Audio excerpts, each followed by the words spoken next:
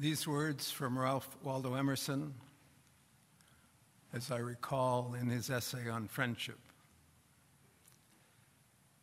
We have a great deal more kindness than is ever spoken.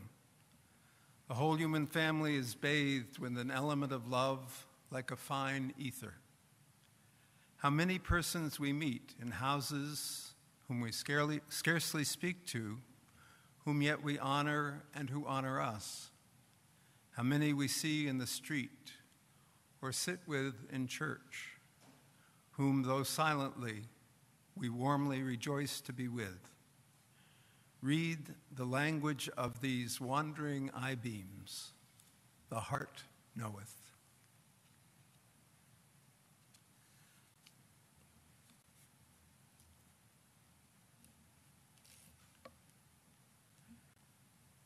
Well, I have to begin to confess by telling you that I'm following my usual pattern of not starting to write a sermon until Friday or Saturday. And yesterday morning we had a worship meeting a retreat, a little mini retreat for 3 or 4 hours. And so I guess it was mid-afternoon before I got started. And then about 7:30, as I was nearing the conclusion of the first or second draft, I made a serious computer error and lost the entire complete document. Now, before that, I'd read about omens, mostly good omens, for today. And I wanted to start by telling you about how, well, you know, some colleague of mine or somebody has said that every sermon is about how it's written. So I'll tell you. For the last couple of years, my wife Marilyn and I have played team trivia on Sunday evenings. Anybody else involved in this mass movement? Okay. Oh, he's here. Okay. We usually have 8 to 10 friends at our table. The game is simple. Questions are asked one by one, and we have a few minutes to talk and agree on what we think is the correct answer. There are points for each question, and at the end of the session, modest prizes are awarded to the first, second, and third place teams. We are competitive most of the time. And our team is, I think, appropriately named. It's Brain Rust. We are all people of a certain age. The trivia questions each week range widely, from sports to science, music and history, popular culture, and so on. Very occasionally, there are questions about religion or the Bible, and I'm happy to be able to say that I've found most of them fairly easy. Then, one night, a few months ago, they threw a curveball. The question went something like this. In the New Testament epistle entitled Galatians in chapter 5, St. Paul lists the gifts of the Spirit. How many are there? Okay, anybody got the answer? Except Jim. And it may have been absent then. I don't see many hands going up. Well, the answer is 9, and it was news to me. I don't think I've ever read the book of Galatians all the way through, and it's very short. So what I want to tell you about omens or coincidences or whatever you want to call them, that particular question came up just after I had agreed to come back here to VUU for 3 months, beginning in August, and pinch hit for your minister while he takes a short sabbatical. And part of the agreement was, lo and behold, to preach 9 sermons. Voila, I thought. Perfect. And I began to envision a 9-part sermon series, unheard of, at least in my life. By the way, if you're concerned a little bit about that prospect, don't be. It's more likely to be 3 or 4 at the most. A not quite coincidence after that was that I kept running into references to Galatians and the gifts of the Spirit in unlikely places. Galatians is fairly obscure and, as I said, a short book in the Bible. I'd never paid much attention to it. Yet, in the next few days after that happened, I found at least one substantial reference in a newspaper and another in a reliably secular magazine. I'm sure many of you may have had this same experience of hitting on some new word or concept and then suddenly finding reference to it all over the place. But it's really not coincidence, just that you have reason to notice, and I had that too. But the clincher was when I learned that your monthly theme, scheduled for August, was kindness, which just happens to be number 5 on St. Paul's list of the fruits or gifts of the Spirit. I've never preached before on a theme assigned by somebody else. Obviously, I was supposed to give it a try. So I'm giving it a try, and look what happened. So finally, you may be wondering, here is that list. The gift or the fruit of the Spirit, according to Paul, is love, joy, peace, patience, kindness, goodness, faithfulness, humility, and self-control. When I typed that the first time and read it over, I found myself in a different mood. Just reading that short list seemed a kind of balm. That is, balm as in Gilead that heals the sin-sick soul, and not the bombs, which at this very hour are falling in various parts of the world. Not to mention the verbal bombs which are being hurled in the election contests of our so-called advanced democracy. As mentioned earlier, our world at present is in, at best, a discouraging way. There is so much fear, so much anger, so much hurt, so much division, so much conflict. And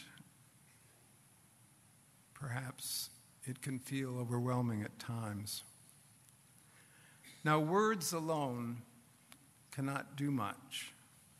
But words do have power. They have power to focus or refocus our attention.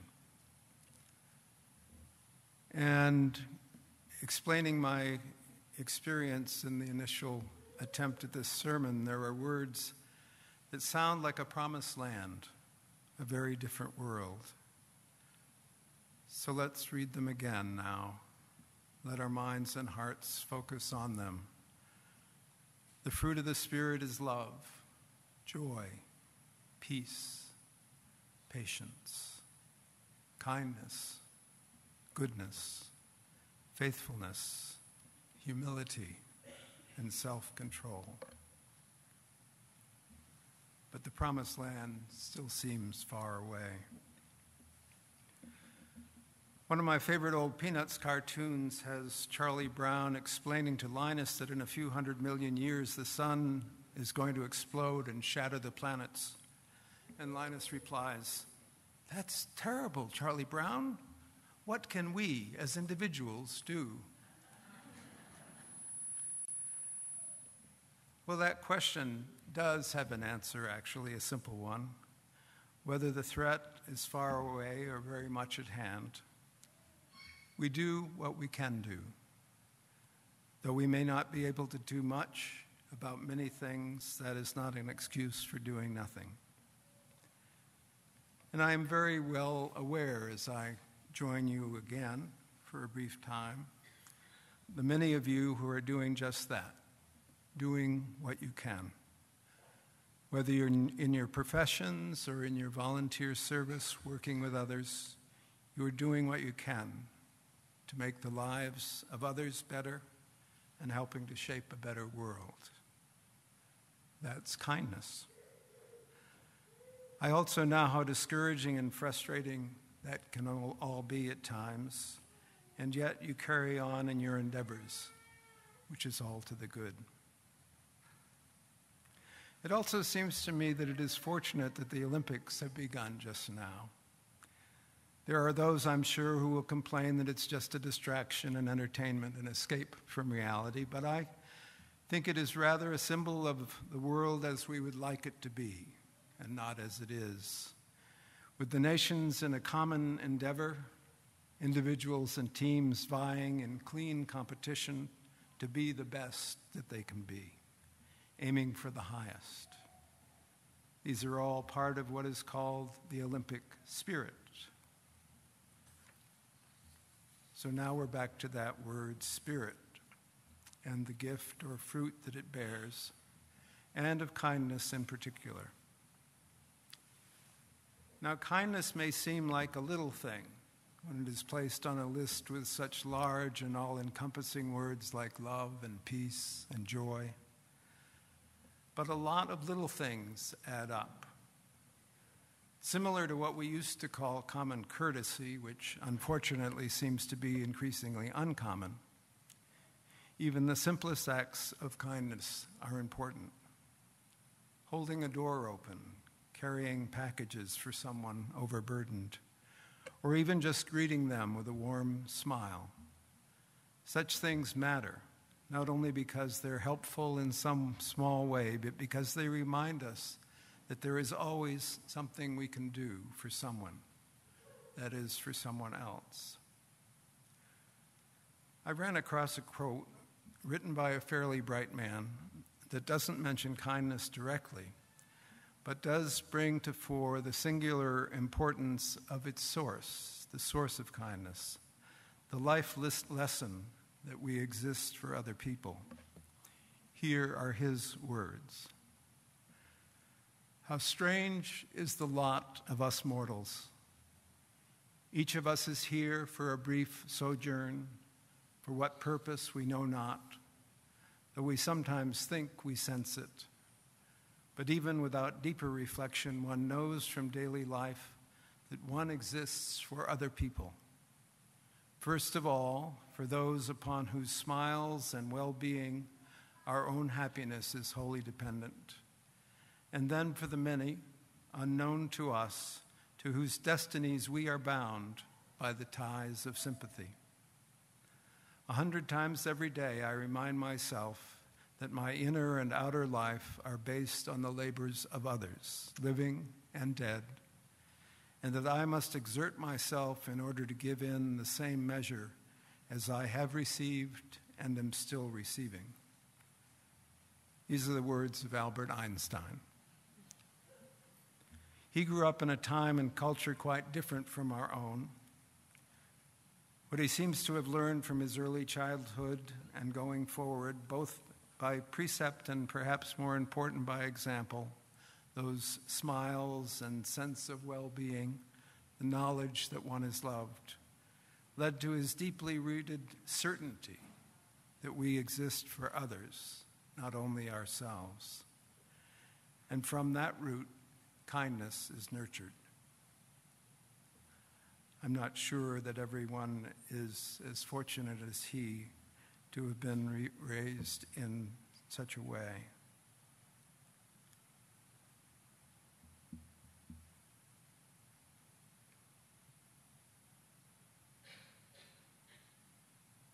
But that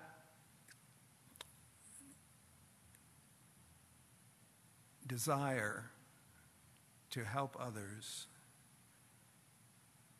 to think of others first, at least some of the time,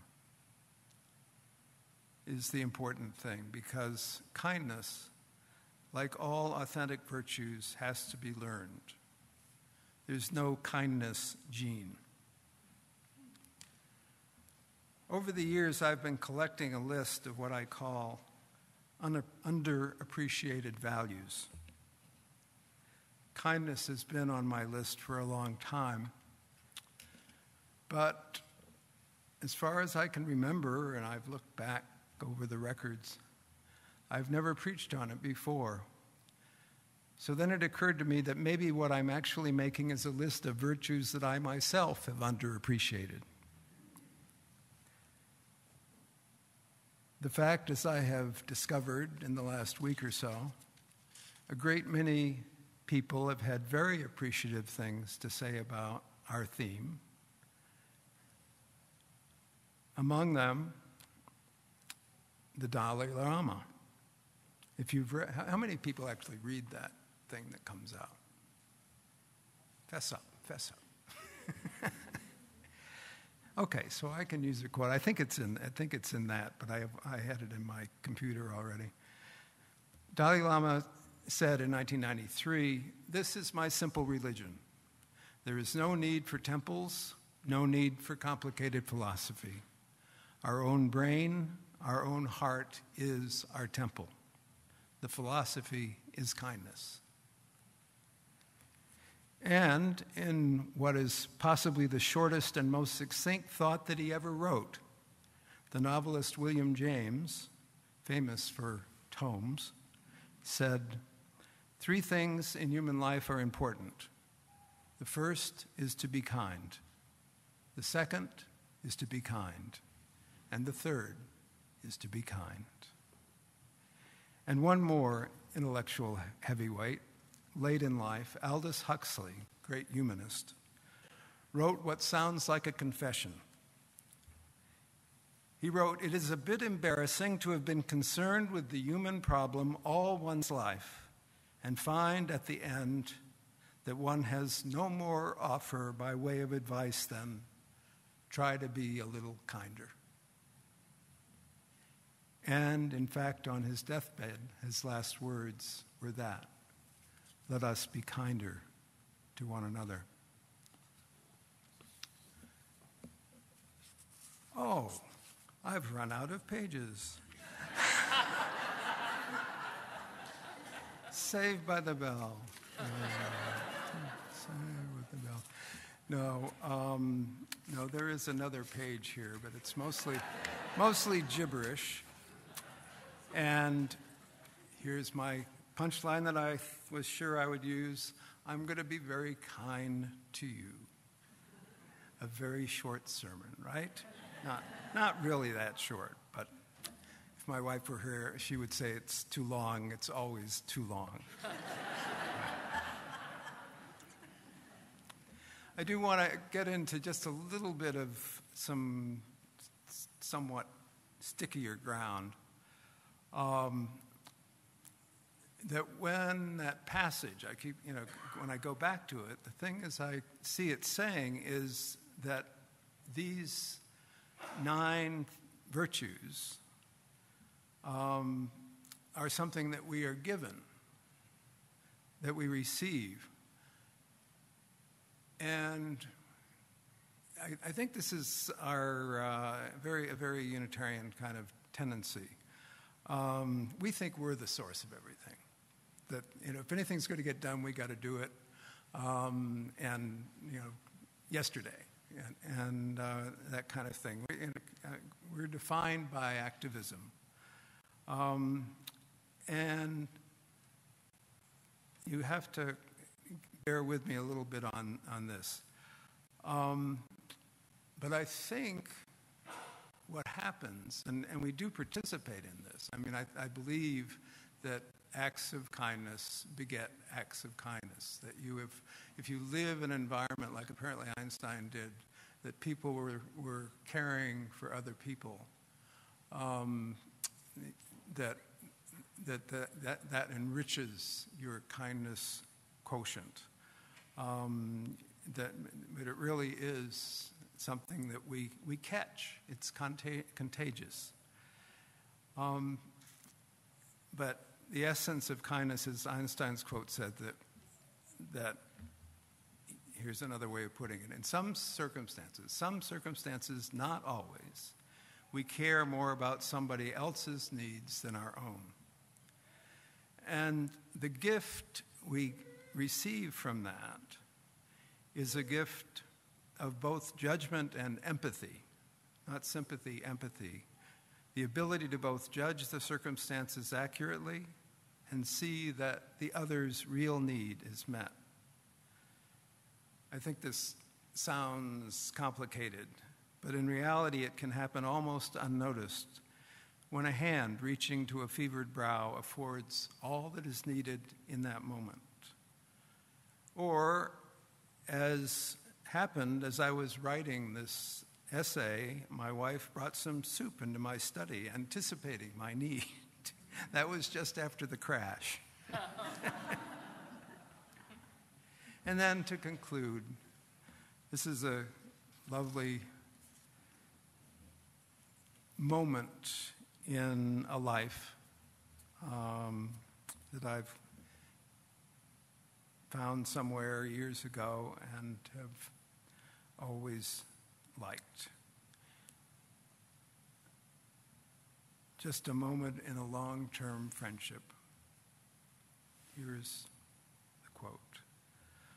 Oh, the comfort, the inexpressible comfort of feeling safe with a person, having neither to weigh thoughts nor measure words, but pouring them all right out just as they are, chaff and grain together, certain that a faithful hand will take and sift them, keep what is worth keeping, and then, with the breath of kindness, blow the rest away. So may it be. May we be a little kinder to each other.